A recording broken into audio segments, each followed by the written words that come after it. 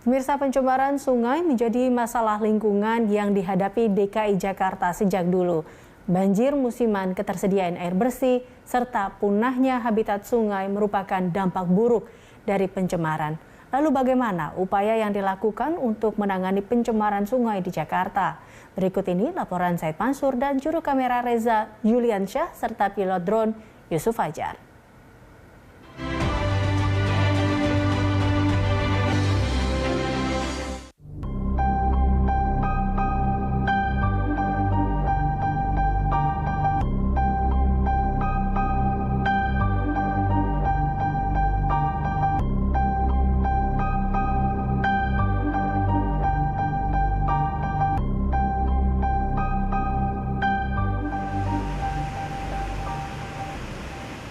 Seperti ini salah satu kondisi aliran sungai yang ada di Jakarta. Ini merupakan aliran sungai dari Kali Cideng di arah Kuningan, Jakarta Selatan yang dibuang langsung ke Sungai Ciliwung. Bisa Anda lihat kondisinya berbusa, kemudian warnanya juga hitam kebiruan begitu, dan memiliki aroma yang sangat menyengat. Sebagian besar kondisi air sungai di Jakarta masih dalam kondisi tercemar berat. Kementerian Lingkungan Hidup dan Kehutanan mencatat 59% sungai di Indonesia saat ini tercemar berat.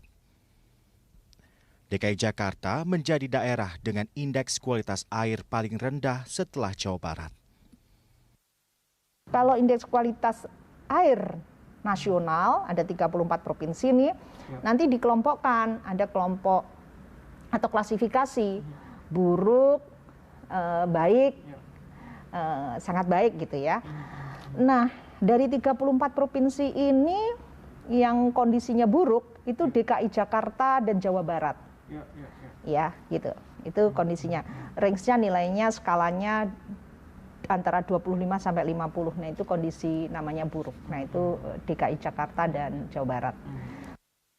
Perkembangan pesat di DKI Jakarta sebagai ibu kota negara diikuti oleh tingginya populasi penduduk yang kini mencapai lebih dari 10 juta jiwa. Ini menyebabkan limbah domestik menjadi salah satu penyumbang terbesar terhadap pencemaran sungai di ibu kota Jakarta. Aktivitas dari sumber domestik itu dari pemukiman, dari rumah tangga. Jadi mulai dari mandi, cuci, dapur, dan juga kakus. Wahana Lingkungan Hidup Jakarta mencatat sumber pencemaran sungai di DKI Jakarta merupakan akumulasi dari berbagai masalah yang sudah terjadi sejak lama. Selain limbah rumah tangga, kontrol pemerintah terhadap pengelolaan limbah industri dan perkantoran juga memberikan beban dampak lingkungan yang cukup serius. Akumulasinya kita mengalami pencemaran cukup lama. Akumulasinya dari berbagai sektor rumah tangga disebabkan oleh penataan ruang yang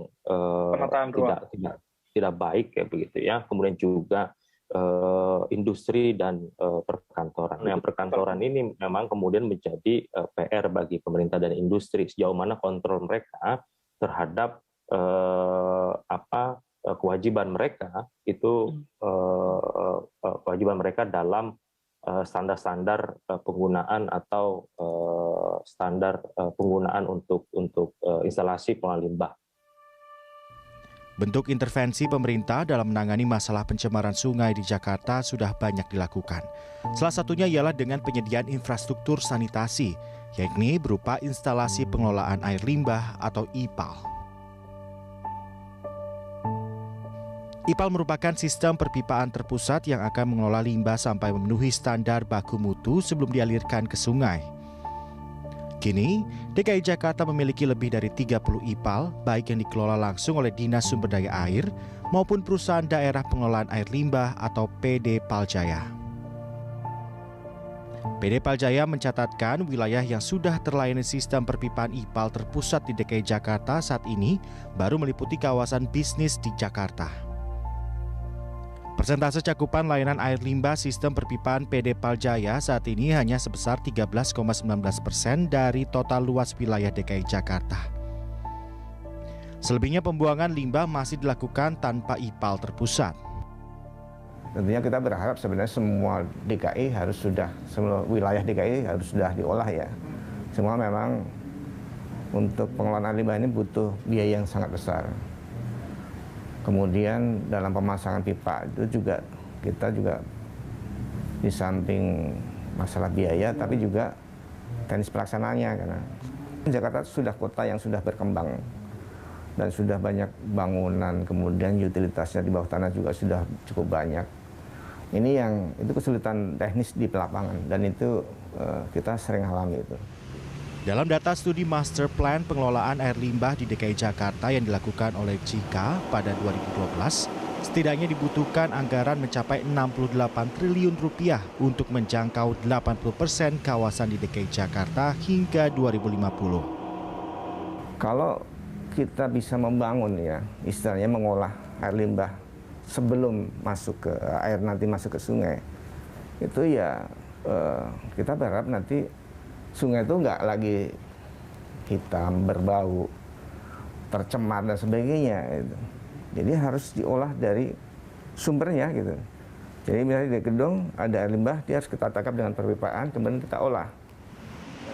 Upaya penanganan pencemaran sungai tidak hanya dilakukan oleh pemerintah, tapi juga masyarakat.